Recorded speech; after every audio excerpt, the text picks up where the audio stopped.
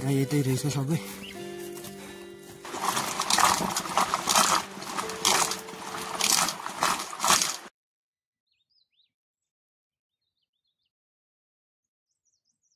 Good morning र मेरो अर्को भ्लगमा स्वागत छ।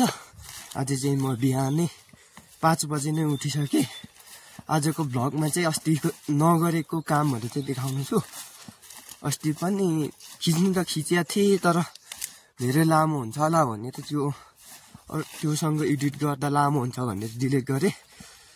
आजको मौसम चाहिँ मजाले फुल्या छ, रातभरि पानी परेछ।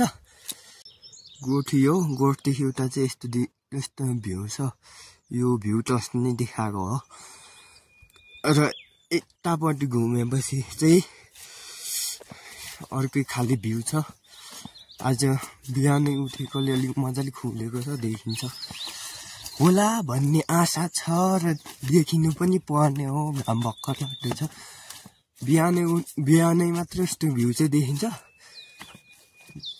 यस्तो छ यता चाहिँ पुरै बादल। म बादल भन्दा माथि छु भन्दा फरक नपर्ला। तर त्यो ठाउँको हाइट 3000 एबोभ होला। अल्टिमिटर छैन, तर 3000 चाहिँ एबोभ नै हुनुपर्छ।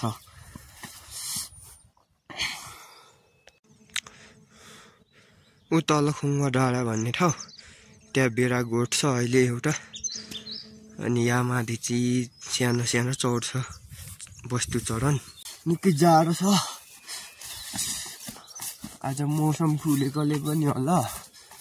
अस्तिको ब्लगमा गाईहरू चरेको देखाएको चाहिँ यताको हो।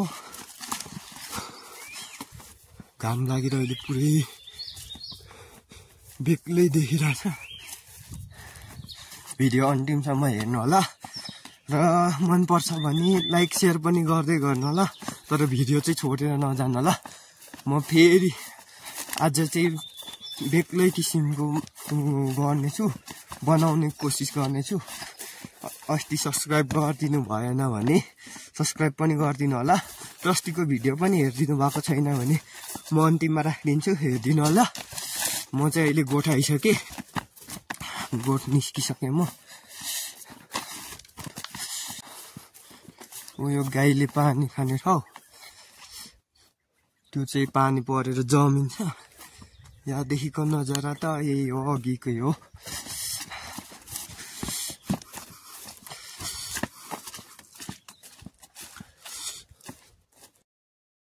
अब चाहिँ चिया खाएर पानीमा जाँदैछु।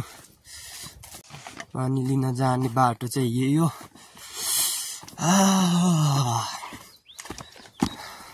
उयो माथि देखिएको डाँडा चाहिँ एकराते डाँडा, त्यहाँ पनि जान्छु कुनै दिन।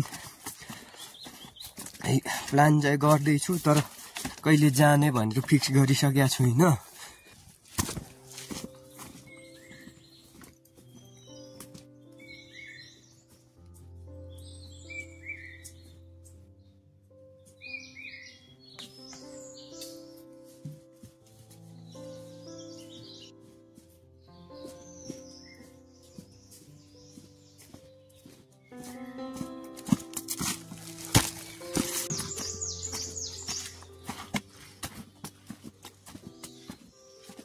अब चाहिँ पानीको मुहाननिर आइपुग्न आँटेँ। पानीको मुहान चाहिँ बग्ने चाहिँ छैन, जमाएको हो। अब बर्खामा चाहिँ अलिअलि बग्छ पनि। अहिले हिउँदोभरि चाहिँ यहाँ जमाएको कुवा हो। अहिले पनि बग्नु त बगेको छैन, थोरै बग्दै छ, तर जमाएकै पानी हो। अहिले पनि उगाएर लानुपर्ने। हाम्रो पानी खाने कुवा चाहिँ यही हो। 5 मिनट जति लाग्ने रहेछ, मैले हेरेँ। यहाँ पनि छ, यहाँको नभरि यता पनि छ। सुरुमा म पानी भरिहाल्छु।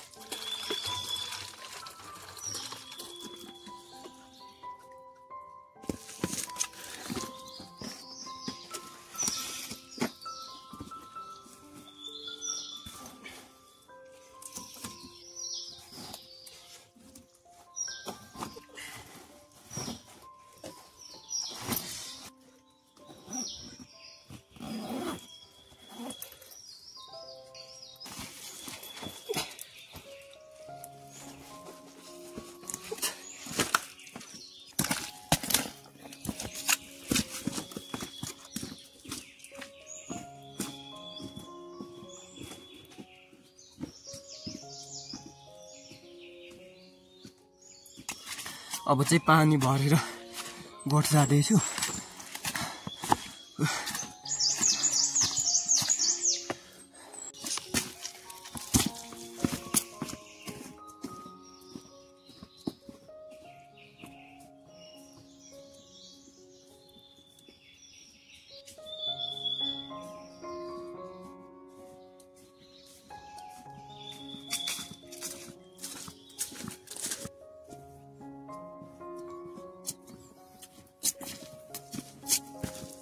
अहिले चाहिँ खाडल खनेर आउँदैछु। हाम्रो एउटा गाई मरिरहेछ, त्यो गाड्नु पर्ने, पानीदेखि आएर खाडल खन्नु गएको थिएँ। त्यो चाहिँ भिडियो बनाइन। अब गाई मरेको पनि देखाउनु मिल्दैन, किनकि युट्युबको गाइडलाइन्समा त्यस्तो देखाउनु मिल्दैन। देखाइयो भने युट्युब ब्यान्ड हुन्छ, त्यही भएर त्यो देखाउँदिनँ। अब चाहिँ भात पकाएर खाना खान्छु। तरकारी चाहिँ हिजै पकाएको छु, हिजै आजको भागसँग पकाएको छु। अनि आज चाहिँ भात मात्र पकाएर थोरै दही अनि हिजोको तरकारी गरेर खान्छु। खाना पकाएर खाइसक्दासम्म मौसम पुरै बिग्रिसक्यो। यस्तो छ पुरै धुम्म पानी परिरहेछ, एकलरको ठुलो पानी परेर होइन सिमसिमे परिरहेछ, तर हुस्सु लाएर छेउछाउको केही देखिँदैन। अब गाई खोल्छु, गोबर छर्छु, त्यसपछि मात्र भिडियो बनाउँछु। आज चाहिँ गोठ नै सफा गरिसकेँ। अब चाहिँ गाई हेर्न जाँदैछु। चित्र टकटक्याएको थिएँ, हुस्सु लागेर गोठभित्र पनि अँध्यारो छ पुरै। गाई अब हराइसक्यो होला, खुङ्गा डाँडा जानु सक्छ, त्यही भएर एकचोटि चेक गरेर आउँछु। छेउमै भएर पनि केही देखिँदैन। अहिले पुरै धुम्म भएर गाई चाहिँ यतै आयो जस्तो लाग्यो। अस्ति भिडियो खिचेकै ठाउँतिर हेरौँ, यतैतिर पाइलाहरू त छ, हेर्न देखिने रहेछ हुस्सुले, तर मैले चाहिँ अलिअलि देखिरहेँ। गाई यही रहेछ, चढ्दैछ, तर केही देखिँदैन। गाई नि पुरै छेउमा जानुपर्छ।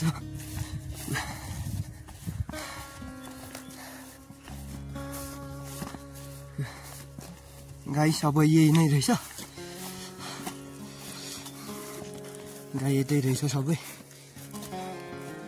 अब चाहिँ गोठ फर्केर मही पार्छु। अनि आज त घर जानुपर्ने, छिट्टै गाई बाँधेर, छिट्टै भन्दा पनि 5 बजेतिर बाँधेर जानुपर्ने। अनि ठिक्क अँध्यारोमा पुग्छु।